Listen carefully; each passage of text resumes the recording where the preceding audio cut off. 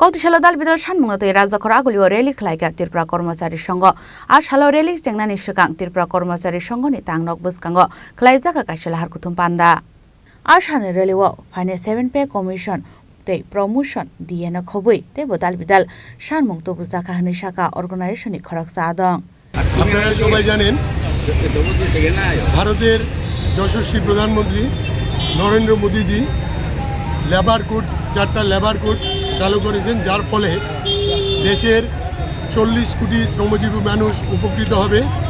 তাদের সুরক্ষার ব্যবস্থা তিনি করেছেন। 1 বছর যারা ফিক্সড টার্মে চাকরিতে জয়েন করবে, 1 বছর পর থেকে গ্র্যাচুইটি হবে। যারা রিস্ক ফ্যাক্টরে কাজ করছেন তাদের জন্য চিকিৎসা ভাতার ব্যবস্থা করা হবে। ঠিক অলরেডি এটা আইন হয়ে গেছে, সম্পূর্ণ খরচ সরকার বহন করবে।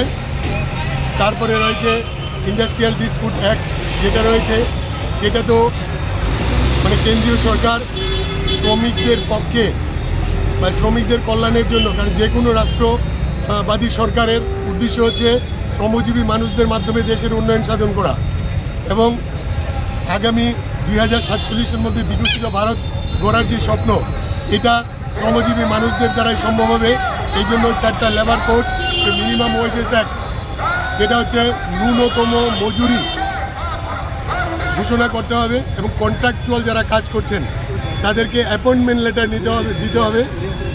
এই সমস্ত ব্যাপারগুলি কেন্দ্রীয় সরকার চালু করায় আমরা সর্বপ্রথমে কেন্দ্রীয় সরকারকে ধন্যবাদ জানাচ্ছি। বিশেষ করে ভারতের যশস্বী প্রধানমন্ত্রী মাননীয় নরেন্দ্র মোদীজিকে আমরা ত্রিপুরা রাজ্য কর্মচারী সংঘ এবং রাষ্ট্রীয় রাজ্য কর্মচারী মহাসংঘ, ভারতীয় মজদুর সংঘের পক্ষ থেকে আমরা ধন্যবাদ এবং কৃতজ্ঞতা প্রকাশ করছি।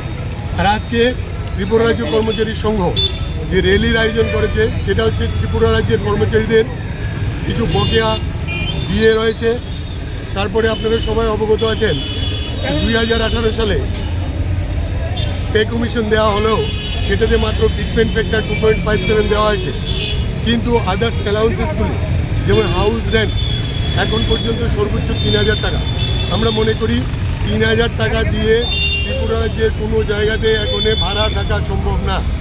এই জন্য রাজ্য সরকারের কাছে আমাদের দাবি যে হাউস রেন্ট যাতে অবিলম্বে বৃদ্ধি করা হয়, অ্যাড অফ প্রমোশন যেটা দেওয়া হয়েছে সেটাকে রেগুলারাইজ করা, কারণ এতে করে অনেক কর্মচারীরা বিভ্রান্ত হচ্ছে। 22% দিয়ে আমাদের বকেয়া রয়েছে, এটা দেওয়া।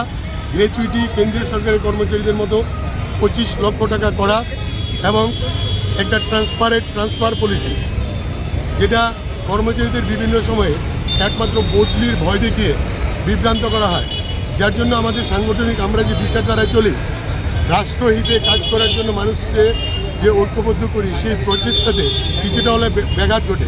সেই জন্য সরকার যাতে একটা ট্রান্সফার পলিসি চালু করে, সেই জন্য আমরা সরকারের কাছে দাবি জানাচ্ছি।